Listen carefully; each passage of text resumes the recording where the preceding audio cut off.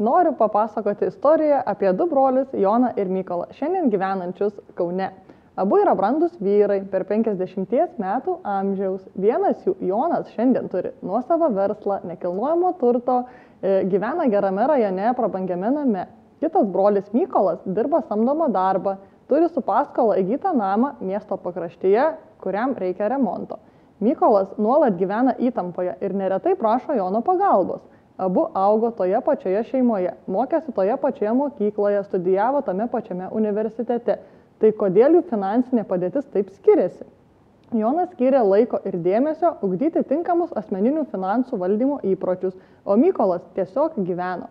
Šis gyvenimiškas pavyzdys parodo, kad jūs renkatės, ką norite išmokti ir kam skiriate savo dėmesį ir laiką. Skyrę laiko ir dėmesio asmeninių finansų valdymo ugdymui, tikėtina, turėsite sveiką ir tvarę savo finansinę padėtį nepriklausomai nuo jūsų pajamų lygio.